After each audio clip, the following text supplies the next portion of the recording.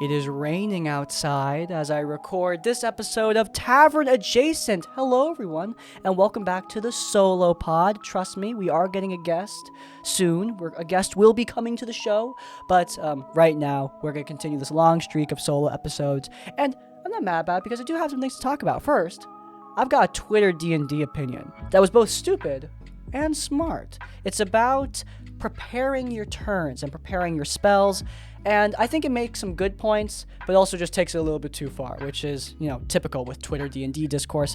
After that, we're going to be going over to Crispy's Tavern itself. I'm going to be talking about the channel, the process of making this podcast, the process of making RPG horror stories, and all the work I do with the videos themselves.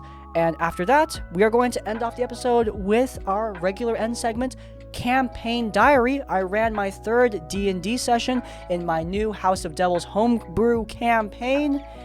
And I'm going to be real, guys, I didn't do a great job this time around. We had 2 great sessions, and this one was still good, but I was not pulling my weight, I think. And I'm going to talk about some of the lessons I learned from that. And then finally, our final segment for real, is going to be Thing of the Week. So yeah, that's our roster for today. I hope you guys enjoy.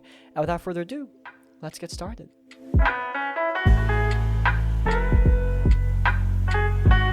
Okay, the Twitter D&D opinion. So I saw a tweet that got retweeted and got more likes, which, that's always the most positive, wholesome part of Twitter is those retweet, quote, tweet battles. I don't actually know much about Twitter. I'm not on the platform a lot. But, I was on it this time, and I saw that somebody posted one of those memes where you have one choice or the other choice, and I think both of them were like, you can either memorize your spells or memorize your spells, so you don't, waste other people's time, basically. It was essentially a meme saying, memorize your spells, get your spells ready, prepare your abilities before your turn starts. Now, if you've watched my channel, you know this is something I am definitely for. But this person took it a little bit far with their description, basically saying that you need to, burn the spells into your brain and commit everything to memory. And then somebody responded by saying, it's not a big deal. Everyone thinks differently. And it's not a big deal if people don't read their spells before their turn. There was a big opinion throughout, a lot of people going back and forth on this. And I think it's a middle ground. I do agree that you should prepare your spells. Not necessarily committing them all, to perfect memory, because, honestly, dude, I don't know many spells that I do have committed to perfect memory. The answer is basically none of them, because I'm primarily a DM, and while maybe I have some monster abilities memorized from Fleeing Mortals, player spells, that's mostly gonna go right off my head. I remember, Lightning Bolt, Fireball, the big boys, but for the most part, yeah, I would look up the spells beforehand, but that's what I'm saying. Maybe you don't need to memorize them, but in my opinion, you should prepare them while it's not your turn. I love my players because for the most part, when it's not their turn, they're thinking of what they're going to do. And when I get to their turn, I rarely need to worry about one of my players going, what does the spell do again? Because they usually have it pulled up, right there. They usually do that the moment their turn ends, this is what I'm going to do next. And sometimes if they have to, reframe what they're going to do, then they do some Googling, and then boom, they got the spell up right away. I rarely beat my players to finding out what a spell does. That very rarely happens. Even though, like I said, we're in the 3rd session of a brand new campaign, and I have never had to look up a spell for a player. They've always got them ready. This is, I think, a good habit that D&D players should strive to achieve. Again, you don't need to take it so far that you need to memorize everything. But I do think you should spend that time in between your turns figuring stuff out. Instead of, for example, building a dice tower or being on your phone. Those are the classic distractions, and I get it. I completely understand getting distracted during a Dungeons & Dragons game. And I understand that everyone processes information differently. However, I think it's not an unreasonable expectation to set at your table that you ask players to please be at least somewhat ready when their turn begins, and to put a little bit, not a ton, but a little bit of pressure push on them to get their moves out for the combat. People saying that combat flow in D&D doesn't matter, I'm sorry, man, but I'm going to need to hard disagree and also just say, what game are you playing? Like, absolutely, the game is going to be greatly hindered by long stretches of silence where people don't know what they're doing. Like, nothing bothers me more than when I say, hey, so-and-so, it's your turn. And then I get, like, 10 seconds of nothing. Like, if you're not doing anything for 10 seconds, just staring at the board, then, yeah, I'm going to be like, hey, dude, you there? What's going on, man? If you're asking me questions and stuff, like filling that time with words so that the other people can stay engaged, so that I can stay engaged, then that's great. But if you're just generally sitting there not paying attention or not knowing what's going on because you weren't paying attention in the past, then yeah, that's going to annoy me. Like, I don't know what to tell you. The flow does matter in this game. You can't just take a huge pause just because somebody was twiddling on their phone or going scrolling on TikTok, especially since, like, look, and this should not remain unsaid, I'm sorry, but if you are at the table, you should be there to play D&D to some degree. I'm not saying that you can't do anything else, like you need to be laser focused. I don't mind if my players like respond to a text or something, but like if my players are just doing this for like 20 minutes, then yeah, that bothers me. That's rude, okay? We're all taking time out of our days to be here. The least you could do is be a little bit attentive, right? And I also want to say this. I understand that for some people, it's going to be harder, but I do have multiple players who have ADHD, and I've played with multiple different groups with ADHD players, and all of them find their own coping strategies to figure out how to pay attention. Ginny D, for example, she has ADHD, and she does, like, crocheting? She does something where you work with fabric. I don't know exactly what it's called because I am what we in the business call an idiot, but she does something, right? She doesn't go on Twitter and start doom scrolling, right? Now again, I get the point. It's easy to get distracted at this game, but try your best to stay at least a little bit in the zone because the flow matters. People saying that it doesn't matter, nah, completely disagree. What are you talking about?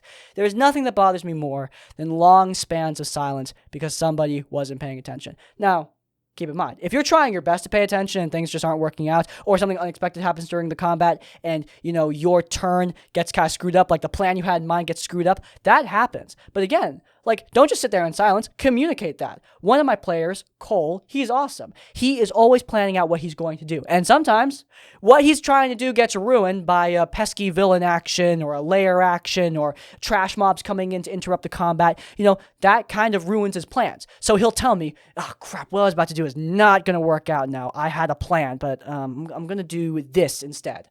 Like, he thinks out loud. That's another thing. Try to think out loud when you are playing this game. Like, bring the other people into your thought process. Like, obviously, don't talk over other people, but don't just sit there in silence. Like, tell the DM what you're trying to figure out. Maybe the DM can help you. Maybe, if the DM allows, maybe the other players can help you. Who knows?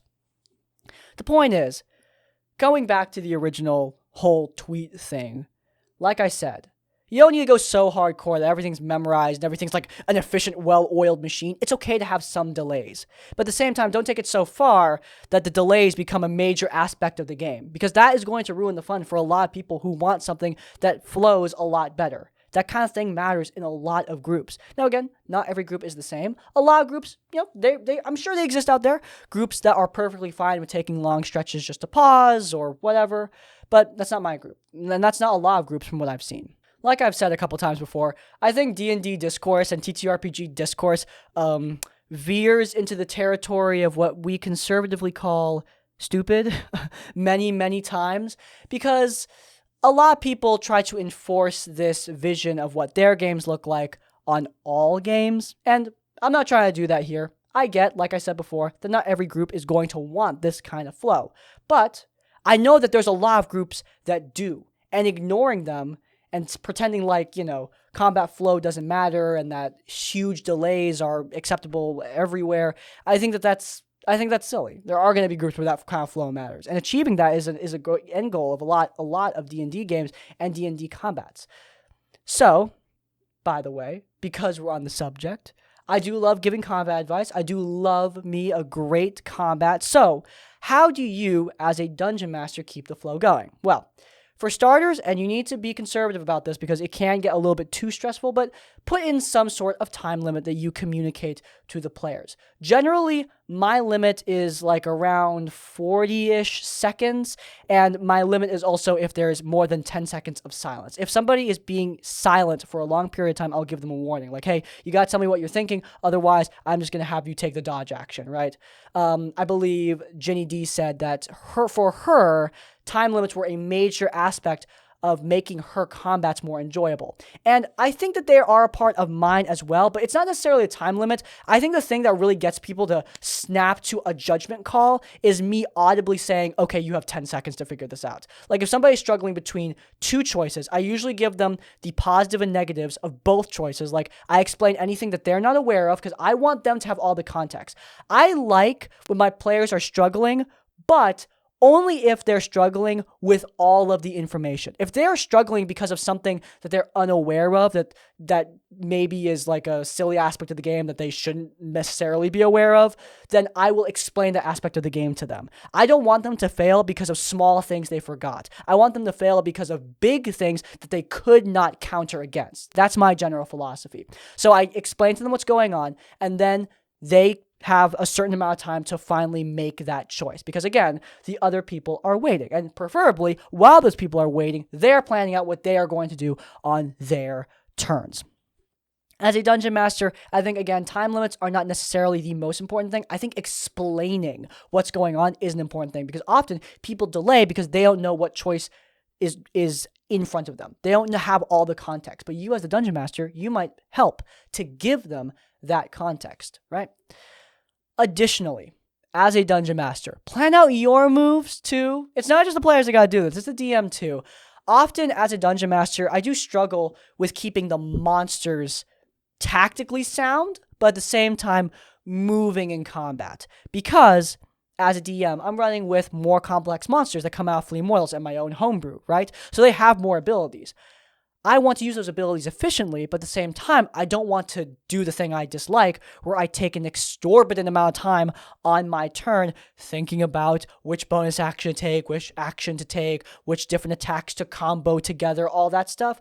So while my players are doing their thing, I am in the back of my mind just kind of thinking through my own turn and figuring out what to do. Sometimes I'll even do like a loadout, so to speak, where before the combat even starts, I think about, okay, this combo, this combo, this combo, those are most effective. Do that, and I promise you, your combats are going to flow much, much better for your players. Also, clarify. Session 0, top of whatever session you're doing, by the way, just clarify, like, hey, I want combats to flow a little bit better. Do you think you guys can start thinking about your moves while other people are taking their turns and being more ready when combat starts? Maybe even reward players who get their turns out really quick and snappy, like maybe giving them an inspiration dice or something like that. That might be really helpful.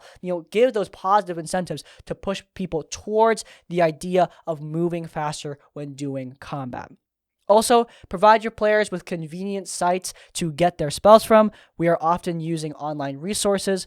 For example, I use the Spell Index. The Spell Index is a really great website that just has all the D&D spells. My players almost all use it, with the exception of one person who for some ungodly reason decides to use D&D Wiki. Don't ask me why. Point is, Spell Index is great, if you have an ad blocker, that is, and it allows you to very easily grab all of the materials and all of the spells you need, and copy-pasting them into a character sheet is nice and easy with the advent of modern technology. I also like that in this most recent campaign, all my players are using paper character sheets, and they all wrote their spells down by hand, and man, this has really helped them to memorize what their spells do, at least generally. Like, I definitely know that they're going back to check, but they are also, for the most part, remembering, like, hey, this is what this cantrip does. This is what this spell does. Writing stuff down manually, that stuff really helps the memory. It's not just for spellcasters, too. Like, our barbarian, played by my good friend Caden, he's got a lot more different abilities thanks to a bunch of feats he got as a human. And you know what? He now knows all those abilities really, really well because, again, he wrote them down by hand. So, hey, if you're a player out there and you got the time, like, hey, that is a great way to keep those abilities committed to your mind's eye. But yeah, as a dungeon master, that's my general guide for how I keep combat flowing, letting it flow in Dungeons and Dragons, and hopefully generally in a lot of TTRPGs. Like I said, You don't need to have everything memorized. And I don't think as a DM you should be dictatorial with your time limits, constantly pressuring your players, but applying a little bit of healthy pressure to push them towards being more efficient during battle. I think that's really good, especially since battle should be a little bit pressuring to a degree because, you're on the edge of death. But yeah, there you go. That's our D&D advice segment. I didn't think this would work as a dedicated Tabletop Tavern Tips, especially since we just got a Tabletop Tavern Tips video out. But I hope this general discussion and more loose form advice segment, I hope this helped you to find a new and interesting way to keep combat efficient in your Dungeons & Dragons games. But yeah, there you go. With that out of the way, it is time to move on to our next segment. Time to talk about the business of Crispy's Tavern, more specifically on the production end.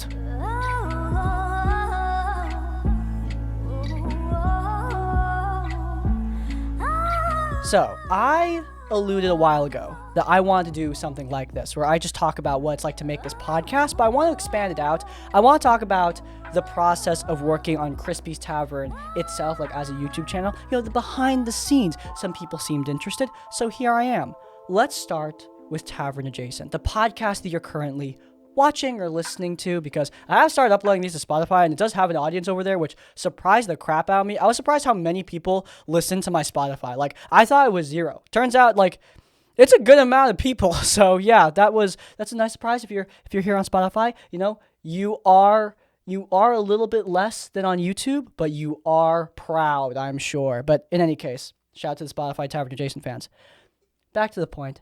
This show started after I ended my actual play podcast show over Carconos, because I wanted something that was a lot less low real estate in terms of how much work I need to put into it. I put a lot of work into RPG horror stories nowadays. Like, maybe in 2021, RPG horror stories was a much more low rent series. I screen cap some stories and then I read them. Easy peasy. Now, though, the commentary is longer. There's a lot more editing involved. There's a lot more bits. Now we have live action skits I have to film and plan out and all that. The videos themselves are much, much longer. There's a lot more commentary and, like I said, a lot more editing in general. So it went from RPG horror stories takes 3 hours to RPG horror stories takes 6-7+ hours to edit. And, X amount, I don't really keep track of how long it takes to film. I just dedicate a day to filming, and when I get it done, I get it done. But yeah, those are a lot more, there's a lot more going on there. I can't dedicate that time to something like, my actual Play D&D podcast, because even though I love doing those, objectively, it's not a financially, sound move. RPG Horror Stories is our main series. It's appropriate that I put in that much work into it. It's our main thing. But, our actual plays are not our main thing. They're a lot less, of our attention grabber. They have an audience, and I loved doing those shows. Like, seriously, Shadow of Carcones is, I think, amazing. I really love that show. But actual plays did not have a long-term future on this channel, as I realized throughout 2023. So Tavern Adjacent became our permanent Wednesday series, and our Sunday slot got taken by good old Tabletop Tavern Tips, which was actually the first show on this channel. But anyway, Tavern Adjacent. What's it actually like filming this podcast? Well, it's pretty simple. I sit down and I talk. I come up with 2 preliminary topics, and then I have a certain end topic. So for a while we were doing a homebrew corner where I talk about the development of my homebrew system. Now we're talking about that homebrew system in use with Campaign Diary, and before that I did horror story voicemails. Though nowadays I want to save those for when we have guests on the show, if they are interested in doing the horror story voicemails, because I do like bouncing off the guests when it comes to listening to the things you guys have to say. I like having someone else there to do that. When I'm alone, I like doing the campaign diary at the end segment. I like having something chill, sit down, talk about something relaxing, nice ambiance. I think campaign diary fits that perfectly. I liked the homebrew corner a lot, but I think it was a lot more niche. Campaign diary, I can give freeform D&D advice while also talking about the similar homebrew topics that I was talking about in the homebrew corner.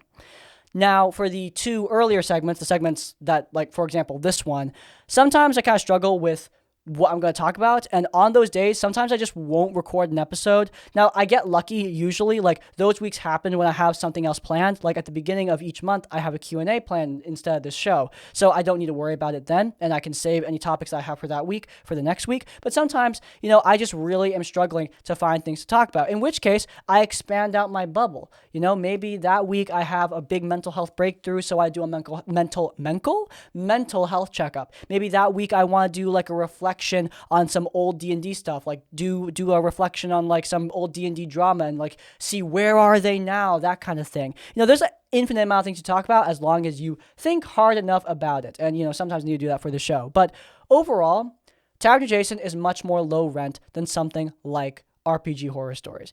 I film for a few hours, maybe like 2 hours. I know the show is an hour, but sometimes we do have outtakes. It doesn't happen often, but it does happen. And sometimes I want to take a break between segments just to like sort out some stuff behind the scenes.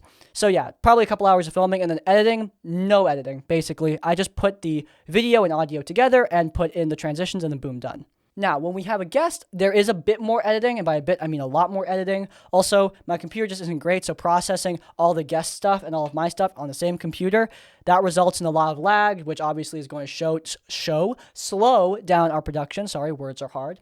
But yeah, overall, the reason I like working on Tavern Adjacent is because you guys enjoy it. I enjoy it. And also, it doesn't stress me out. It's not like the actual plays where every time I need to get an episode out, I was like crunching big time, like 7-8 hour edits and, 4 hours of filming time and 4 hours of prep time for this. Like, that was insane. Way too much work for what it ended up being. And again, I don't regret it. I learned some valuable lessons, and I think that the shows were great. But Tavern Adjacent is just so much more chill. So much more chill. I can just sit back, talk to you guys. Much better for me. Anyway, other than Tavern Adjacent, we also do have, like I said, RPG horror stories. Already kind of talked about like what it's like to produce that show, filming it and recording it. Not too long, but the like behind the scenes stuff, like the menial tasks you need to deal with is like finding stories to actually read, getting permission, which I try to do, though like sometimes, especially if a story is like from 4 years ago, stuff's gonna slip through the cracks. But generally I try my best to get permission, and obviously if you send them to me in my email, like permission's obviously assumed. But yeah, most of the time nowadays, I'm not actually getting them from RPG horror stories. Usually these horror stories come from other stuff, like my email or other spots on Reddit. RPG horror story still obviously is a big part of the RPG horror story series, but that specific subreddit is usually only like half of the video, or maybe even like a 4th of the video. But, other than that, I have the editing to do, which, like I said, it has become a lot more recently. I actually, focused down and was like, all right, if I'm completely 100% focused, how fast can I get this done? And for a shorter episode, I timed that to 6 hours, which...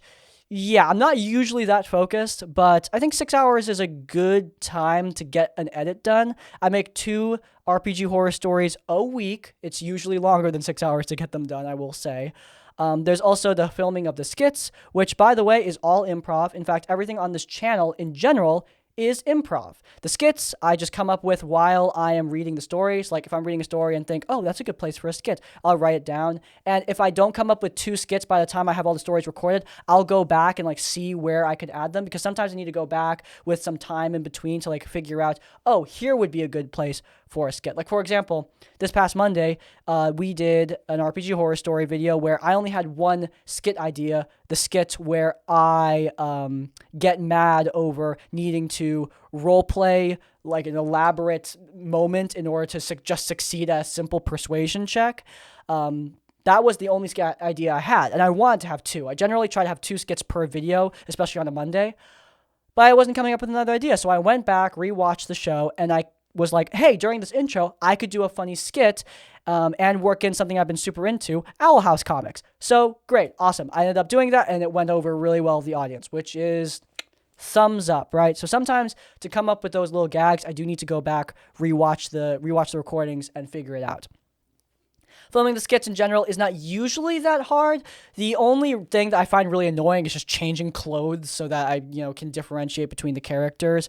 I generally try to use these colored lights to make sure the scenes all line up to make it look like I'm in the same room. Like, obviously, my office is kind of weird. Like, I have a sound panel wall, I have this desk, I have, like, this mirror wall where I have, like, another room, and then I have this wood background. So my room has a bunch of different backdrops that don't look like they're in the same place. So I use these colored lamps to show, like, yes, we are in the same room. This scene is tinted red, or this scene is tinted purple. Nice and helpful.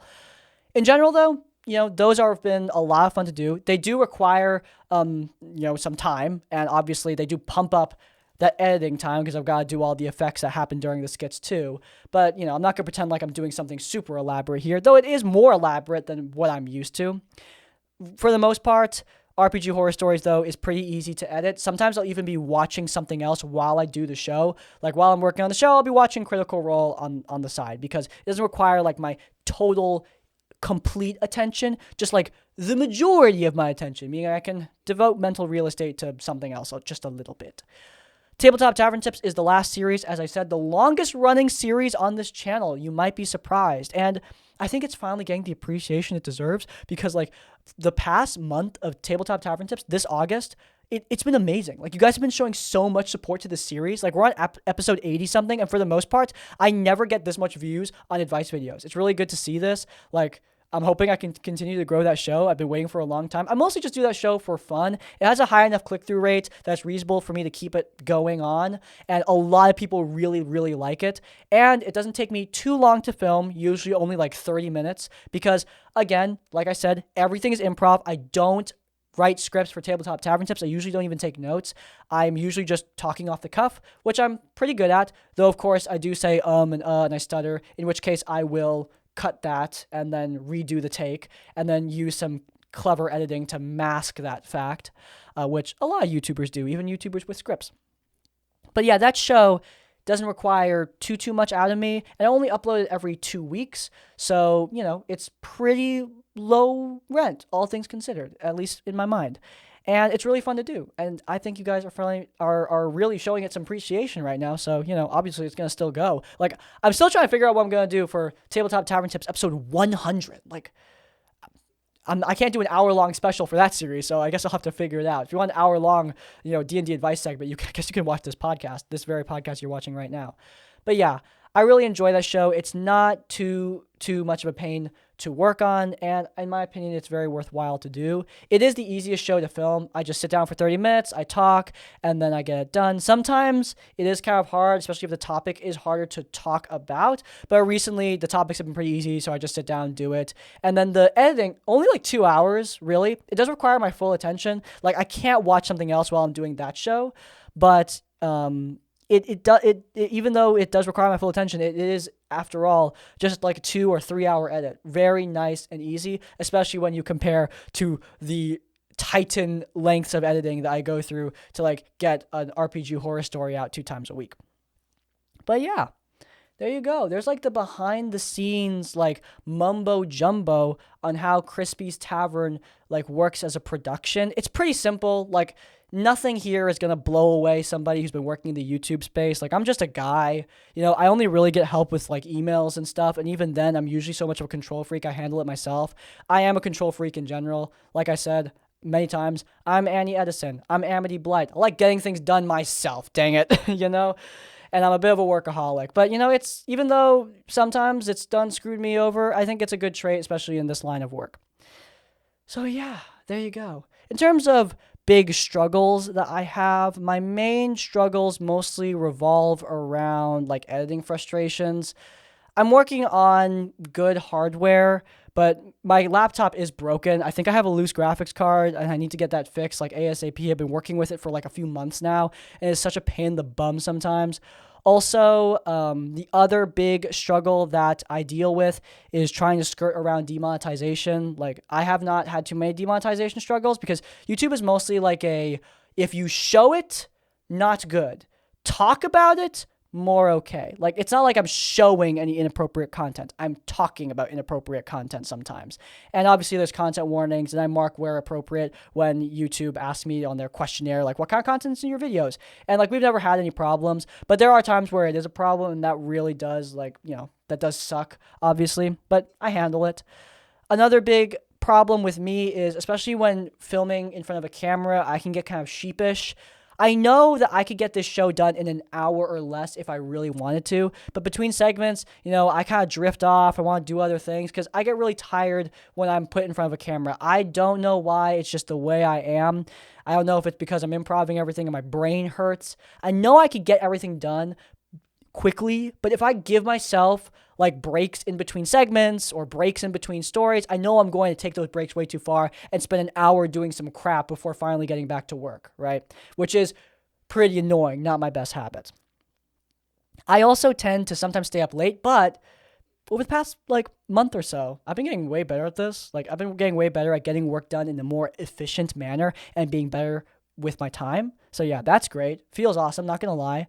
Overall, I mean, Crispy Tavern is in a place that I am so happy with. I think we have a consistent content schedule with content that I am really proud of. This podcast is nice and simple. You guys seem to love it. Tavern Tips, our D&D advice series, is doing really well. You guys seem to love it. And I'm really enjoying filming those episodes. RPG Horror Stories is, in my opinion, in the best place it's ever been in. I love the most recent RPG Horror Story episodes. Like, ever since we started doing the skits, I have been having so much fun, and the fact that you guys have been enjoying them obviously makes it so much better, even better.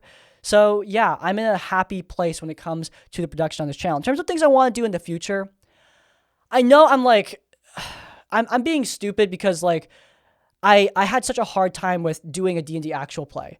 And then I tried doing it again, and I had an even harder time doing a D&D actual play, which was no one's fault but my own. And now I'm like thinking, oh, do I want to do one-shots? As if I learned nothing. I did not learn my lesson at all. No lessons learned, right? Which is just a pain in the butt. But I do want to do it. Like, I like DMing, and I don't know. I feel like, again, Annie Edison, Amity Blight, I feel like I have something to prove all the time, and I want to show people like how I DM and stuff. But obviously, I have shown people how I DM. In the actual plays I've already done it, people seem to enjoy it. So what more do I need to prove? I don't know. Maybe I just want to play D&D with new people or something. Maybe that's it. But one day I might do one-shots or something like that. Another thing I want to do is like start releasing homebrew again, like for real this time. I mean, it just stresses me out so much because I just don't think I'm very good at it. I don't think I'm a really good game designer, but people seem to be interested in the content I put out whenever I do put out monsters and such. So maybe instead of doing like YouTube shorts, which I did try, maybe I'll just do like community posts instead because, dude, shorts are just not my thing. Like, they're just not my thing, and they're a real double-edged sword because if you make like a lot of new followers on shorts, it can really screw over your regular click-through rate on your videos, on your long videos, which are your most important videos. Now, obviously, there are people like Will from D&D Shorts who balance both like really, really well and manages to maintain separate, strong audiences for both, which is like super impressive, but it's also really hard to do and often not in your control. So yeah, shorts aren't really my thing, but if I'm going to do homebrew, I'm probably going to do it in like a community post or maybe as part of this podcast again. Who knows? If I ever do shorts, it'll probably be on a different channel, so it doesn't mess with like the click-through rate on this channel. So like Crispy's Tavern, D&D Shorts channel, like maybe that'll happen. Who knows? Other than that, I mean, again, like I'm happy with the content pipeline that we've got. I do want to do more collabs. I want to get more interviews. Like I want to get Ginny D on the show, Dungeon Dudes, SP to Level 3, like these people who I've never had before, and also get like regular guests back on. Like I want to get Joe Cat back on the show. Bob World Builder is such a cool guy. I want to get him back on the show. Like Will from D&D Shorts, him and I have been working on getting him back on the show for like the past couple months, so get him back on the show too. Like, just collaborate more with other creators and also, like, get on other channels, Like, I bring so many people on this channel, I kind of want to get on other people's channels. That's another thing I kind of want to do. I also want to just continue streamlining my content pipeline. Like, I'm talking about all this stuff, but it's just more work. I work enough as is. Like, it's like 35 hours more plus per week, and I know that for some people, like, that's not that much. It's probably much more than 35 hours. I'm kind of being generous with the numbers here just so I don't feel bad about myself. And I understand that for a lot of people, that's nothing. But I do work a lot, and I work a lot of late nights, and I don't want to, like, put too much pressure on myself, especially since, like, I'm trying not to do that, like, actively. It's, like, a life goal right now. So, I want to streamline more. There are ways I can be more efficient with what I do and how I use my time, etc., etc., etc., while also taking breaks and stuff. But yeah, there you go. I am proud, again, like I said, of where I'm at right now. Work-life balance is also not bad, at least in this past month. I haven't been staying up too late, like 1 a.m. at the latest. I get 2 days where I don't work that much. Friday, Monday. Like, at most, I'm working for like 30 minutes those days. But for the most part, I'm just chillaxing in my place or hanging out with my friends, which is great. Good thing to take some breaks. 2 days off per week, not bad at all. Overall, like I said, I am enjoying working on this channel, and I hope you guys are enjoying the content. I've been having more fun with it than ever. And yeah, there you go. That's the behind the scenes. That's how Crispy's Tavern functions. And those are my plans for, like, maybe what I'll do in the future, like the immediate future, like 6 months from now. Like, you know, merch, Patreon, all that. Like, that's future Crispy's problem. I don't know, man. Those things are, like, way above my head. I'm too stupid for those things. But yeah, there you go. That's my I was about to say my homebrew corner. That's my channel. And without further ado, I think it's time to move on to our next segment. Time to move on to Campaign Diary with a session that I did not run perfectly, to say the least. Let's get started.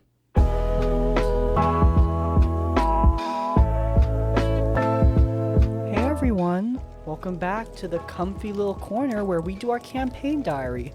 So session 3 of House of Devils. Last we left off, the party had successfully achieved the rank of Snowstrider, guardians of their small village, their local town.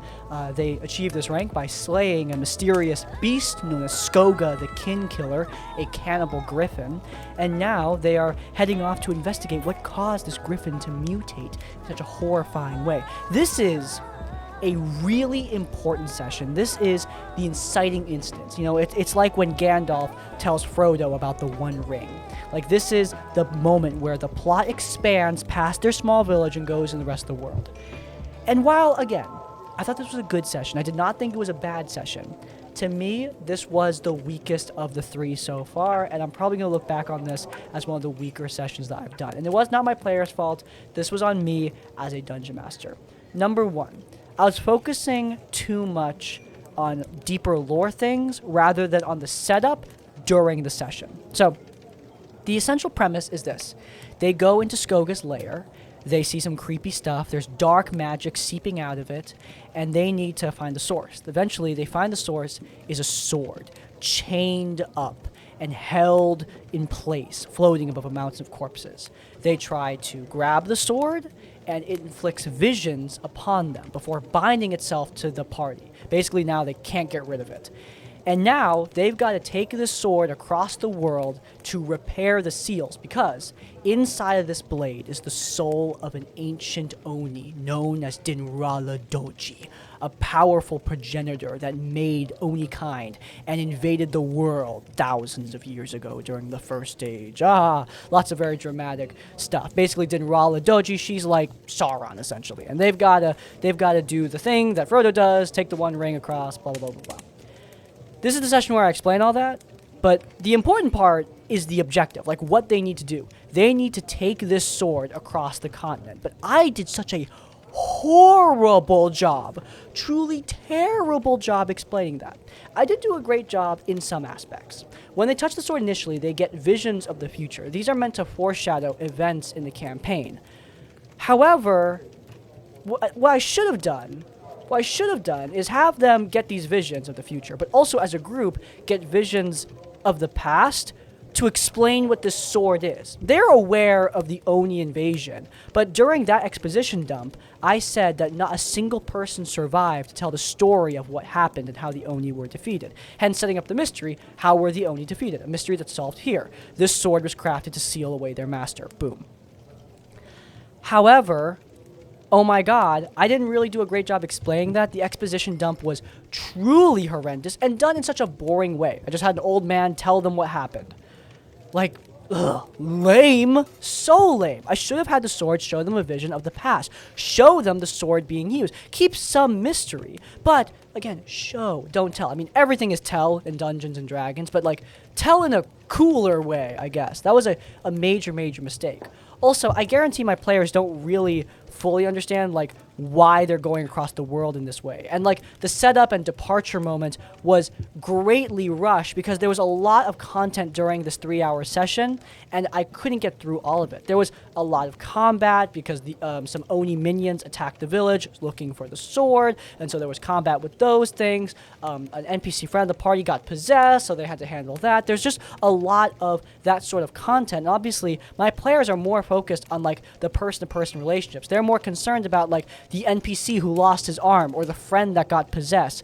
You know, they're not really focusing on that moment on the big picture stuff. So when I tell them, like, you need to go across the world to find this floating castle and ask the goddess inside to fix the sword, their brains aren't really, like, in that space. They're in the space of, our friend just lost his arm. Our other friend got possessed. What big castle? What's going on? You know, I'm just moving this way too quickly. Essentially, I'm rushing the session.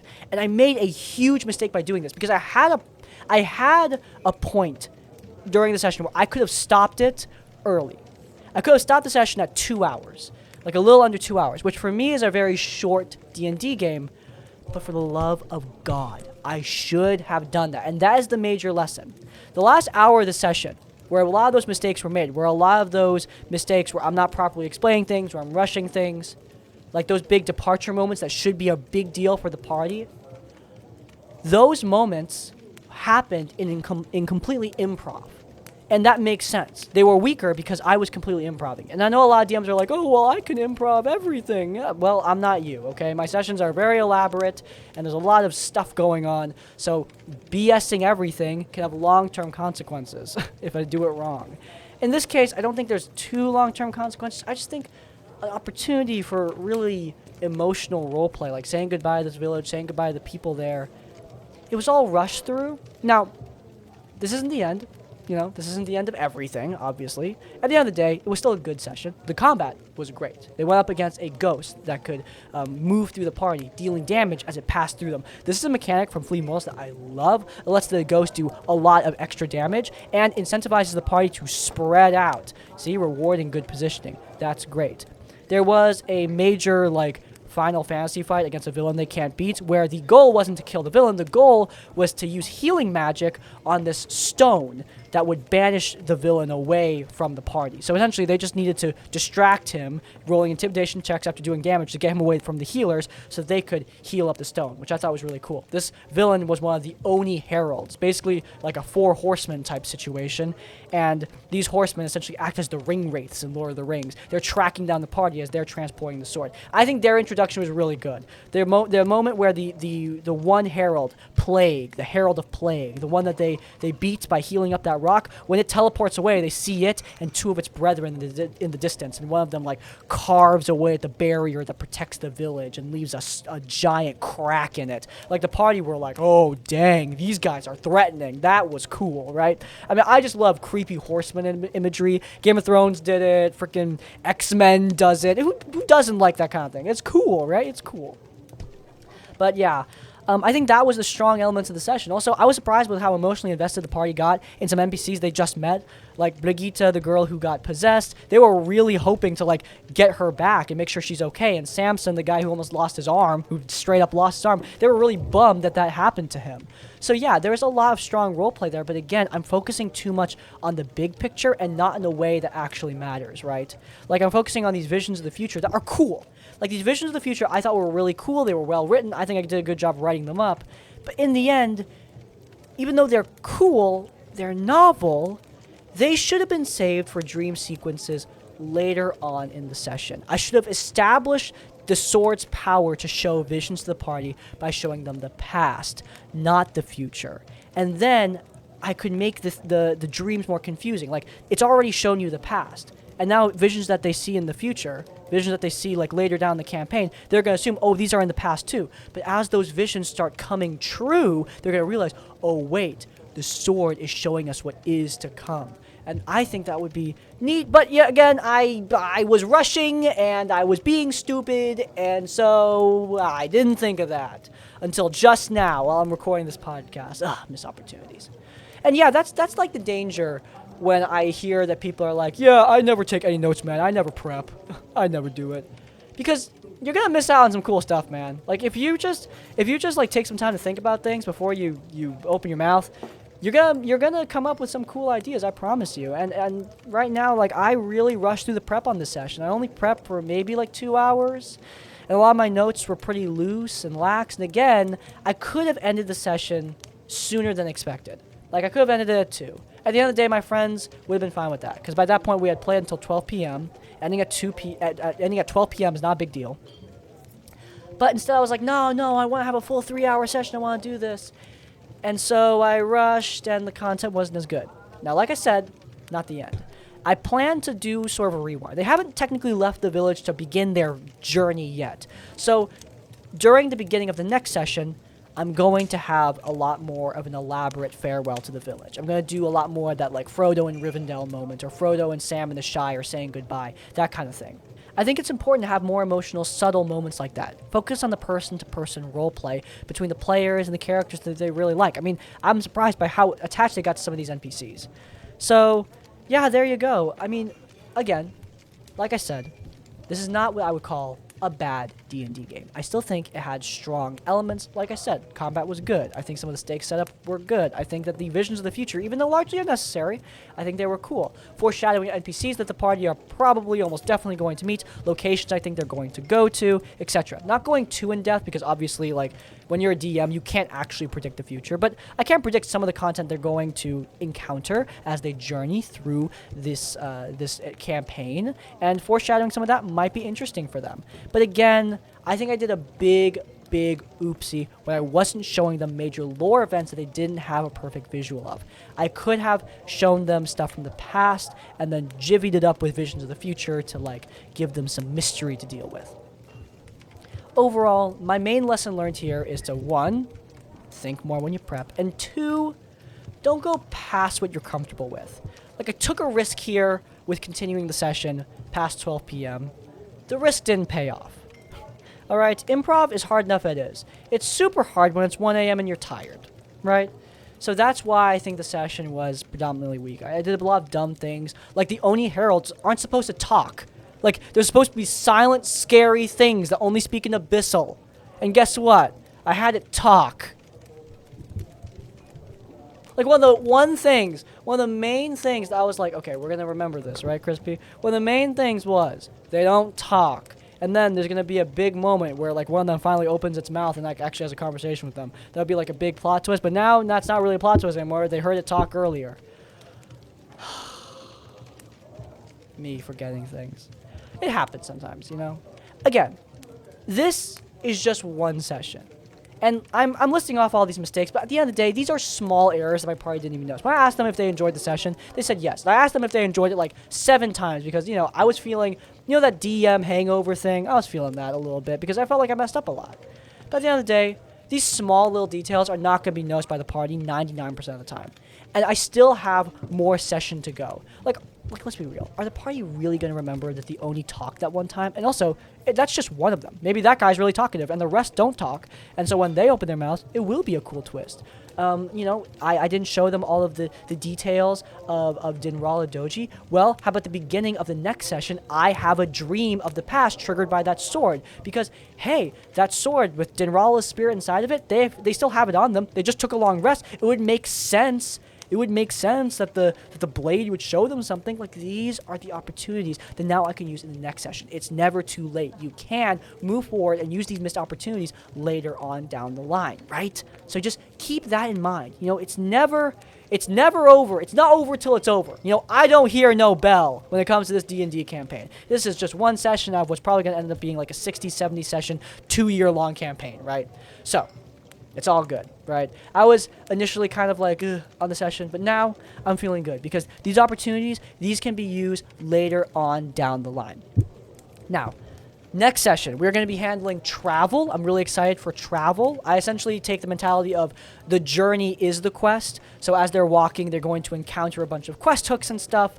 So they're going to see like dungeons, they're going to see like monsters, they're going to be ambushed by things. That's kind of like how I handle travel. I don't roll on a random encounter table. I curate encounters instead because I think random encounter tables are fun, like, sometimes. But for major sessions, I would rather curate something more bespoke for my players to experience. But yeah, there you go. In terms of smaller moments that happened during the session, we opened it up with some really awkward roleplay. I think another big mistake that I made during the session was starting. I don't think it was a mistake, but it was just an unfortunate side effect. One of my players was kept after work by like some really BS stuff, so he just had to work like really late that night, and so he was like, an hour and a half late to the session. After an hour of waiting, I was just like, let's start now, and we started without him, and it was kind of awkward. Without that player, we had to like push through the role play in a dynamic we weren't expecting, and my players are still really inexperienced with in-character role play, so like we're pushing through it. It's kind of awkward and such, but we were trying our best. The thing they were role playing was picking a magic item from the loot that they picked up. Essentially, in my game now, I don't want to have magic item shops too early. I don't want to have a Gilmore's at level 5, right? I think that that's silly. I want them to accomplish and get loot by looting creatures, like by taking pieces of them and putting them together to make something. And that is the goal. And here I introduce that mechanic to them like more thoroughly. Like, hey, if you loot the creatures, then you can take it to a blacksmith or an arcanist, or you can craft them yourself if they're low enough quality, and use those items to create powerful weapons and gear for you to use on your adventure. That's where this mechanic was introduced, and they had enough griffin feathers to craft one of 2 avian-themed items. An axe that can attack 4 times. If you throw it, it attacks 4 different creatures, kind of like the Leviathan axe, and a bow that shoots out feathers in an AoE attack. They ended up choosing the axe, but we'll see how that is used later on down the line. I think it's going to come in really handy when they encounter tons of minions, but that's a story for another day. Right now, they are definitely weaker when it comes to minion handling, but I think minions are a really good way to like distract players. Like players, they don't like minions. My players don't like it when minions enter their field, especially if they're starting to build up very quickly, so they try to handle them as soon as possible. But that means they're not attacking the boss. That gives the boss room and time to attack the players. I think this axe item might help them to deal with minions a little bit faster, especially since there's not a lot of area of effect or CC effects that they have. But yeah, that's why I gave it to them, and that's why they picked it. I think it was a good moment. But again, the opening when they're trying to pick the items made more awkward because we were missing a player. I don't think that's my fault. I think that like it is what it is. But again, like it was just like an early damper on the session. I think when you're trying to do a D&D session, off the ground momentum is really important. Like if you start with a drag, it's going to be really hard to get it, back up in terms of like your player enthusiasm. So yeah, those are all the lessons I learned. I can't really think of any other small things. Overall, let's just summarize. Number 1, start the ground, get off the ground running. Start a session with something that will get your players into the vibe, into the world, etc. It doesn't need to necessarily be something scary or exciting. It just needs to be something that engages them, right? And like a boring, like shopping choice where they choose between 2 magical items they're iffy on, not the best. The other thing is prep well for your game, like prep to your comfort. For me, I prep a lot, and I think about what I need to think about, right? Like, don't get too excited over a concept that you don't think about deeply. Like, the visions were a good idea, but I didn't think about it deep enough, and I missed out on an important opportunity. The third lesson, don't go past what you're comfortable with, okay? And if you do, be aware that you're taking a risk, right? I went past what I was comfortable with my notes, and I ended up not doing a great job. So yeah, those are the lessons. I think overall, like I said, good session. I think I had a good combat, good moments, but I think that I had some missed opportunities that I'm going to learn from for my next game. And that's how that is how it is. But yeah, I think it's time to end off this episode with Thing of the Week. Take the thing. This week, my Thing of the Week is lo-fi music. I used to listen to lo-fi like a little bit, and obviously like lo-fi makes up a big part of the channel soundtrack. Autumn Orange makes all the music for these videos, and God, they are incredible. They're so good, and obviously so generous for giving their permission and their blessing to use their music in these videos. Like, obviously very awesome of them. But I really hope you can't hear that. There's a train incoming. But recently, I've started listening to it more often and just like when I'm working, and it's so great. I got into it because, if you're unaware, last week, my Thing of the Week was the Owl House, which I am absolutely obsessed with. I'm even planning a cosplay. Look forward to that. But the point is, there is an Owl House outro lo-fi remix of one of the songs, one of the more famous songs of that series. And it's so good. It's so excellent. It is like everything I want out of that style. It's so chill and wonderful and nice. And I don't even just listen to it when I'm studying. I just listen to it in general just to feel nostalgic and to, like, get that feel good vibe to start the day. But in general, I have been listening to so much Autumn Orange, the same person who makes the music for this channel, because, you know, in case you aren't aware, I just like their music a lot. They make a lot of these Critical Role remixes. They're just so excellent. And also just listening to, like, miscellaneous radio. There's a Zelda lo-fi mix that I am absolutely in love with. I absolutely love the way they remix the iconic songs from the Zelda series. A Destiny lo-fi is also great. And also just general tunes that have, like, any sort of autumn vibe, if you know what I'm saying. That's the kind of thing I absolutely love. And of course, any songs from the Owl House, which is what initially got me back into this thing, is going to be like a real win for me. I'm a huge jazz fan. Like, that's my general taste in music. Like, if you need to know my taste in music, it's jazz, sea shanties, and occasionally heavy metal.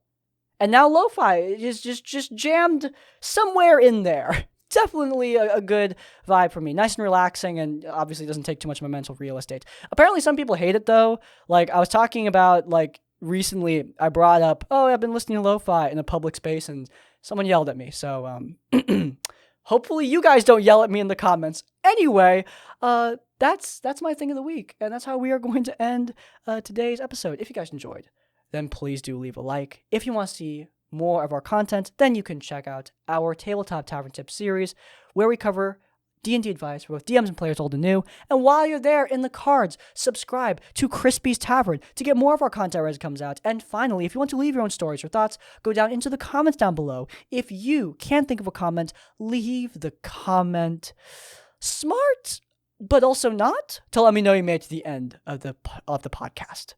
In essence, like, comment, subscribe. I will see you all next time. Farewell.